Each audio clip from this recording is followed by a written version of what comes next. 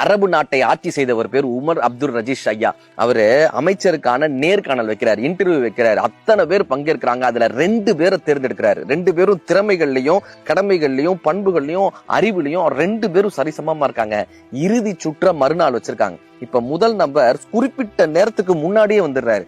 பார்ப்பதற்கு அப்படியே ஒரு கம்பீரமாக அமைச்சர் உடையோட அப்படியே ஒரு பிரமிக்கிற வகையில அவர் வந்து நிக்கிறார். 2வது நபரை ஆளையே காணோம்.